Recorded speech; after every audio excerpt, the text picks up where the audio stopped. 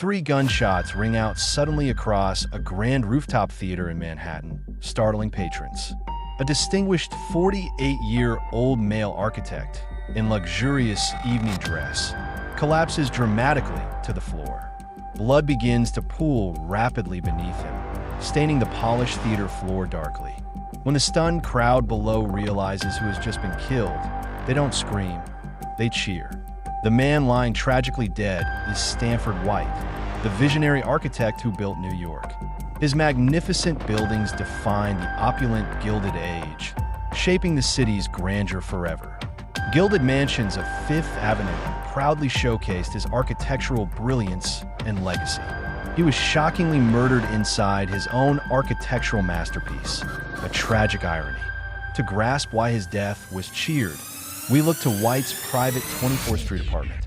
Inside, Japanese lanterns and rich Oriental tapestries adorn the private, decadent rooms. Among these exotic treasures, prominently hung a notorious crimson-red velvet swing. And on that particular swing, a dark, corrupting chapter truly began to run. White moved through Gilded Age New York like an untouchable, commanding god.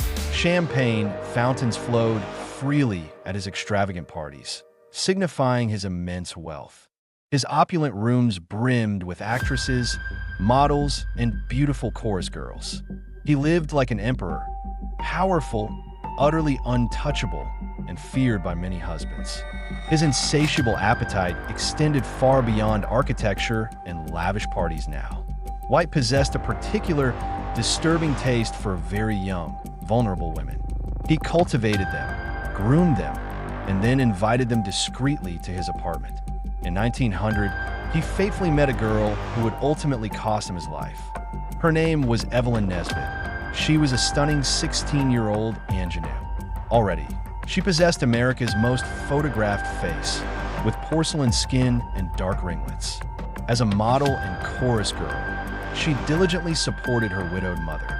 One fateful afternoon, White noticed her and extended an invitation to lunch. Soon after, a more private invitation led Evelyn to his notorious apartment. Champagne promptly appeared, creating a convivial, yet unsettling atmosphere. The red velvet swing was then brought out. Evelyn laughed, kicking her feet high. When dizzy and disoriented, he led her ominously into a secluded back room. Evelyn woke hours later in a luxurious bed draped with many mirrors. She was bleeding, traumatized. She was tragically no longer a virgin. In the harsh language of 1900 New York, she was utterly ruined. White gave her money, promising care, and the illicit, cruel affair continued. Everyone in New York society knew. Whispers followed Evelyn everywhere she went. Whispers followed her through elegant theater lobbies and exclusive restaurant doors. No one dared intervene. Stanford White was simply too powerful and connected. The illicit affair continued for years, chillingly hidden in plain sight. Then, a new, volatile man entered the unfolding, tragic story. Harry Kendall Thaw, an heir to a colossal steel and railroad fortune. He was handsome in a feral way, with cold eyes and a violent reputation. He became instantly obsessed with Evelyn the moment he saw her photograph. Thaw relentlessly pursued Evelyn with extravagant gifts and alluring trips to Europe. When she finally revealed Stanford White's name, something inside Thaw brutally snapped. He didn't walk away. He became terrifyingly consumed by the revelation. He interrogated her relentlessly, demanding she repeat the painful story over and over. In 1905, Thaw married Evelyn, driven by possession, not love. Their marriage quickly devolved into a terrifying, abusive nightmare for her. He beat her, locked her in rooms, exerting complete, brutal control. He carried a revolver, telling friends Stanford White needed to die. On June 25, 1906, Stanford White sat at table 7.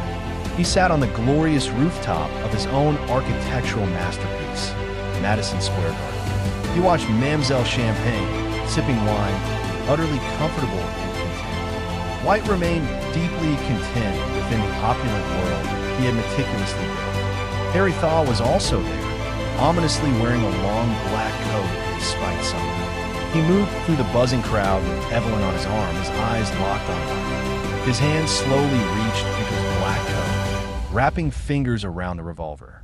Then, with chilling resolve, he walked directly toward the unsuspecting Table 7. White, completely unsuspecting, never even saw his assassin coming. Thaw stepped up behind him, pressing a .38 caliber pistol to his skull. He fired 3 times. White's head exploded, his body slumped forward. Blood alarmingly spread across the pristine white linen, just like spilled wine. Thaw held the smoking gun triumphantly above his head, then calmly handed it away. He calmly handed the weapon to a stunned waiter, his words echoing coldly. He declared he deserved it. "I saved that girl," with chilling conviction. Then, the chilling detail, the audience below began to cheer, thinking it was a show. The subsequent trial became America's first true, sensational media circus. Newspapers screamed, "Trial of the century," printing every sordid detail. Thaw's lawyers argued temporary insanity, caused by his righteous, protective rage. The jury believed them, accepting his plea. He was found not guilty. Thaw was confined to an asylum for the criminally insane, a grim fate. But he escaped 7 years later, fleeing to Canada, living freely. He ultimately died wealthy and comfortable at age 76 in Pennsylvania. The verdict was never about sanity. It truly questioned if White deserved to die.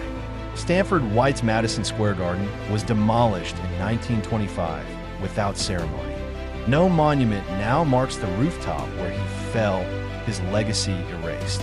No plaque remembers his name. The city he built erased him completely. His genius and his crimes seemed to cancel each other out entirely. Evelyn Nesbit outlived them both, dying at 82, still ruined. The girl on the infamous red velvet swing became America's most famous victim. But the man who destroyed her ultimately died a controversial hero. Subscribe for next week's story, where history's dark secrets will be revealed.